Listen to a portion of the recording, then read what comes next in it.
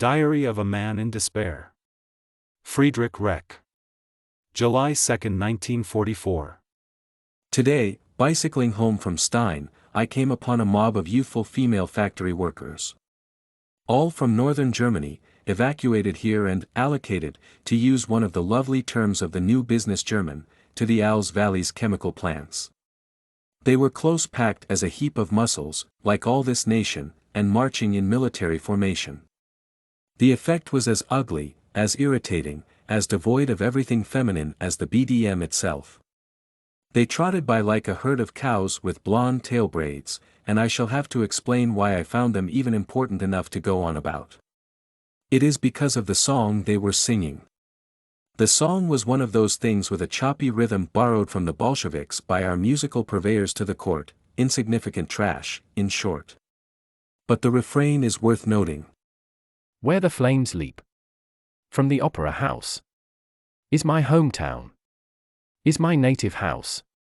Now, you will admit that for people who are being bombed that is a remarkable song.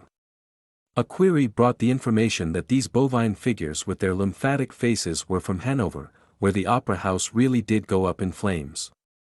I would not dare to say whether what is involved here is opposition, self-derision, protest, or merely more of the general cow-likeness into which the Nazis have turned German women. Probably it is just one more example of the general state of idiocy here. I must add something from a conversation at the Traunstein railroad station with two members of the Berlin Philharmonic I know. These two, who have retained, naturally, their mental agility in their angry protest, told me about an amusing variation to the customary form of the daily army communique, as this is whispered about in Munich. Bulletin from the perplexed army post, from the upholsterer's headquarters. The latest army communique does not yet lie around. Very good, certainly, very good. Of course, I would prefer seeing resistance to the regime take the form of partisan group organization rather than these more or less funny jokes.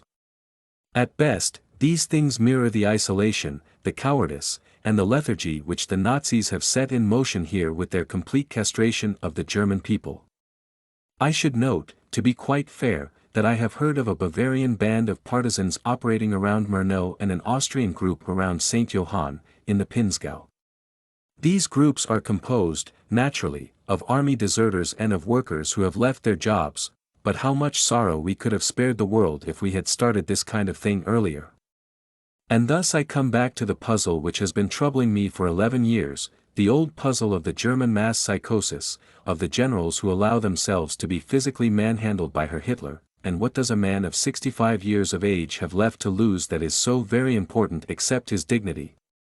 Without striking down this gentleman out of a furnished room on Munich's Bererstrasse, of the hysterical females who are his fanatical supporters, I come back to the problem represented by children like the 11-year-old Gregor Strasser, who watched his father being murdered by order of Herr Hitler in the summer of 1934, and then, just 4 weeks after the murder, explained, the Führer did it, and what the Führer does is right. Ah, gigantic psychosis, drunkenness on a mass scale beyond measuring, which will be followed by the most horrible morning after the world has ever known. Here is the product of your radio manipulation, stupefied mass man, and the conversion of human societies into heaps of termites. And with this have gone the discouragement and final silencing of the real intelligentsia, a factor not to be overlooked, and, following, the creation of a mob which I, who have seen the United States and know something about Soviet Russia also, although the latter is hardly to be mentioned in this connection, declare to be the most infernal human dregs in the world today. It should be noted that the people I am talking about are not of proletarian origins. These are derived from the middle class, lower rank officials, elementary school teachers, postal officials part way up the scale. They come from that infernal class Sombart described as the shackle on all true progress, a citation I read in Revolt of the Masses by Ortega y Gasset, which is rather frowned upon in today's Germany because of the cosmopolitan, Girondist spirit it breathes. I think that those of us who are now gathering the materials for a written history of the Third Reich will be obliged, when we have combined it all into a single work, to call it the Revolt of the Mailmen and the Schoolteachers.